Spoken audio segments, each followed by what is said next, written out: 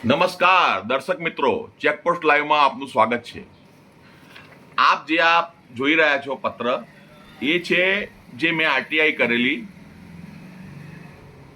અધિક જિલ્લા મેજિસ્ટ્રેટ ખેડા જિલ્લામાં કે નડિયાદમાં જાહેર માર્ગો ઉપર ફટાકડા વેચવાની લારીઓ ઉપર જે ફટાકડા વેચાતા હતા 2024 દિવાળી પહેલાના 15 દિવસ દિવાળી પહેલાના 15 દિવસ અગાઉથી તો તે લારીઓને લાયસન્સ કોણે આપ્યું વેચવાનું એ બાબતની મેં આરટીઆઈ કરેલી।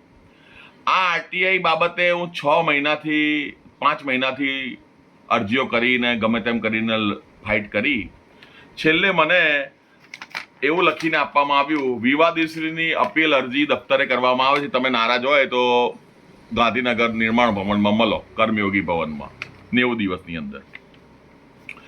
આપ સ્પષ્ટ વાંચી શકો છો આ જગ્યાએ કે કઈ રીતે મેં આ બાબતે માહિતી માંગેલી છે, અને આપ જો મને ફોન કરશો તો હું તમને મારી આરટીઆઈની નકલની કોપી પણ મોકલી આપીશ।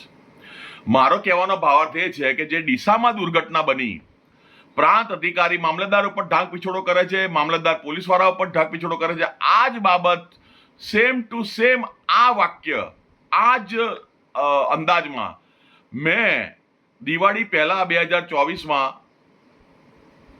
ખેડા જિલ્લા ખાતે જાહેરમાં વિડીયો બનાવી અને મેં પ્રશાસનને જાણ કરેલી, અને મેં એ બાબતે ઈમેલ પણ કરેલા, ડીજીપી સાહેબને ઈમેલ કરેલો, હર્ષ સંઘવીશ્રીને ઈમેલ કરેલો, ખેડા જિલ્લાના તમામ મોટા અધિકારીઓને મેં ઈમેલ કરેલા, પણ એનું કોઈ રિઝલ્ટ આવ્યું નહીં, અને આ જે આરટીઆઈ કરી એનું બી પ્રોપર આ લોકો જવાબ આપ્યો નહીં, છેલ્લે ત્યાં ગાંધીનગર મોકલી આલ્યું, અને આ 3-4 દિવસ અગાઉ પેલા ડીસાનો પેલો બનાવ બન્યો।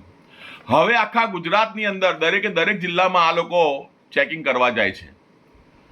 મારો કહેવાનો ભાવાર્થ એ છે કે જ્યારે લોકો મરી જાય છે પછી તમારે જાગવાનું હોય છે। મામલતદાર શ્રીએ અભિપ્રાય આપ્યો એસડીએમ શ્રીને, પ્રાંત અધિકારીને ડીસાના, તો પછી એમની જવાબદારી થાય ને। પ્રાંત અધિકારી મોટા અધિકારી છે, એમ કઈ છટકી ના શકે કે ભાઈ અમે તો પેલા અભિપ્રાય આપ્યો એમ અમે તો જોઈએ, આમ કરીએ તેમ કરીએ, એમ કઈ છટકી ના શકે એ લોકો પોતાની જવાબદારીમાંથી। એમને પ્રોપર અને વ્યવસ્થિત જવાબ જનતાને આપવો પડશે, પબ્લિકને આપવો પડશે, ને પેલા 21 જણા મરી ગયા આ લોકોના પાપે, તો એ લોકોને જવાબ આપવો પડશે। જય હિન્દ, જય ભારત।